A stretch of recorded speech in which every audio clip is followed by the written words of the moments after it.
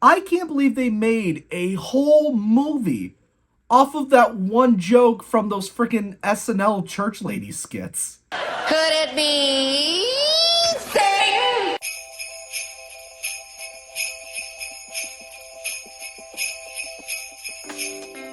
Hi, welcome everybody. My name is Douglas Campbell, aka Film Stash.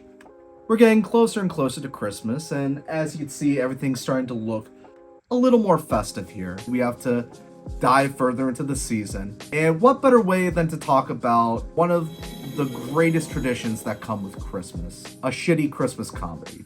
Today we're going to be talking about Dear Santa. When a young boy mails his Christmas wish list to Santa with one crucial spelling error, the devil, played by Jack Black, arrives to wreak havoc on the holidays. And that's the only joke in the movie. No, for real, like, if you saw a trailer to this one chuckle-worthy at best joke, that's the selling point. While I don't think it would have been the best Christmas movie ever, I definitely think if this premise were done correctly, it would have been a dark Christmas movie that would have become a cult classic years from now. But as it is, it's just kind of meh. I honestly don't have much positive to say about this thing, so before we even dive in, don't forget to like, share, and subscribe this video. Any help will be greatly appreciated. The only positive I have is Jack Black as the demon. Him mugging it up was the only thing that brought me any kind of entertainment throughout this whole movie. Him acting as stereotypical bro-y Jack Black, kind of doing his kicks and his blahs. He was really mugging it up and being hammy, and he looked like the only one that was legitimately trying with just barely anything to do at all. And yeah, I know the internet has been turning on him a bit with his overexposure in bad movies and the sort of fallout, or I don't really know what's happening with Tenacious D right now. Then also, I am Steve. But I'm not completely jaded and sold yet on Jack Black being bad. I still find entertainment in the guy. I think he's great. But diving into what I didn't like about this movie, and believe me, this is going to be quite a long section. This Christmas movie, it has an identity crisis. Like, if you look at it, at what the concept is to its core, it's edgy in that it's a Christmas movie that is centered on the devil. This will ruffle people's feathers up quite a bit, and for obvious reasons. Putting that theological debate aside, the problem with it at the very end of the day, this movie and what they even do with that concept, it's so schmaltzy and weirdly over-sentimental that it comes across very lame. Which is really weird to say that a Christmas movie centered on the devil is tame and weirdly family-oriented. It's like, what is that? It's like whenever you were presented with this premise, the Farley brothers and whoever came up with this concept, like, it's debated that Jack Black contributed, but I've only seen this guy pop up. They couldn't think of anything else beyond the one joke that a dyslexic boy wrote to the devil instead of Santa. And the Farley brothers, at least in their prime in the 90s, I think they could have done something truly crazy with this premise, because a lot of their humor kind of did rely on that gross out humor that's kind of mashed together with overly sentimental moments. And I think that would have definitely worked back in their heyday, but now it's just very tame. It has no comedic bite to it. I don't know for the life of me how this movie is even PG-13. With everything presented in this movie, it could have been a very, very mid to low PG. How is this movie PG-13? Like, for real, why is this thing PG-13? Here's the way I see it.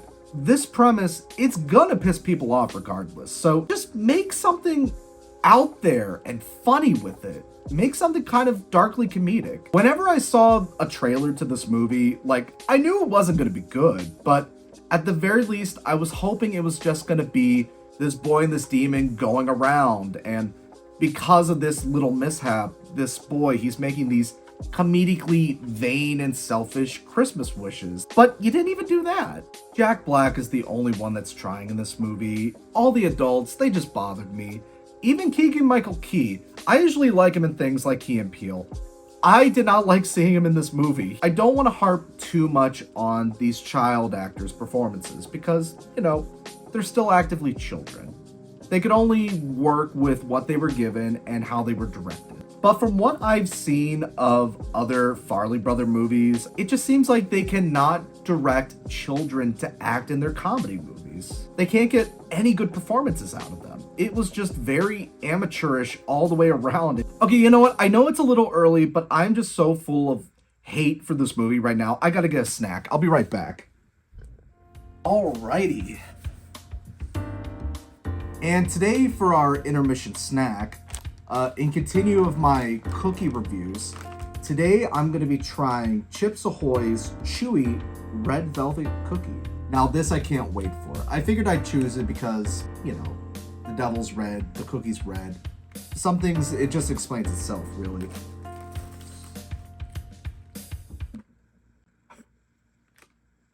It appears an unidentified redhead got to these first. I wonder who it could be. At the very least, the culprit, they at least left 3 cookies for me to try. I definitely liked last week's cookie better, but this does remind me a lot of a red velvet cake. The chocolate chips definitely work well. I think that's the highlight, is the chips. It does have a creamy filling too. Very nice. If you're into red velvet cake, I'd say add this to your try list. This is, for me, this is a 7 out of 10. This isn't bad. Well, time to go back to Hayden. Alright, so where were we? Yes, amateur. Anything else with this movie, it's amateurish. How they write the kids. It's awkward and amateurish. They don't have anything to work with. The adults, I don't like anybody in the movie. How the movie is shot. It is shot like a sitcom, like an old school sitcom you would see at the very least like maybe 20 years ago.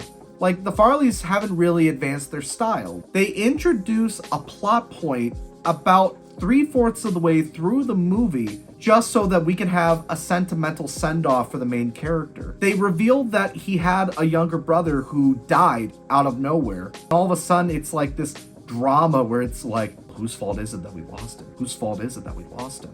And it's like, if you're gonna go that route, how about we make it obvious in the beginning that this is even an issue? Like, that's what I mean. It's like, they introduce and drop elements so fast too, when the whole time I just wanted to be this weird Jack Black as the devil Christmas movie. It should be very simple, but it's not that. They're trying to make it be weirdly schmaltzy because, spoiler alert, the brother comes back, but it's so unearned, these feelings of like, man, and family is what it was really about.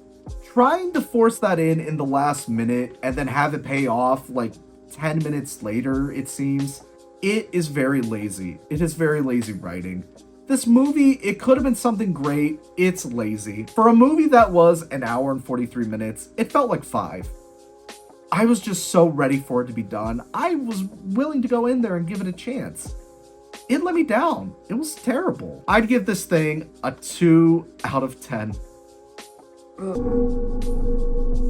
So for this week's recommendation, what this movie was trying to do is, I think they were trying to kind of create a dynamic of like a Christmas time Beetlejuice, but they failed so horribly that I'm honestly just going to recommend you watch the original Beetlejuice, or hell, Beetlejuice Beetlejuice. This was a pretty good year for Beetlejuice.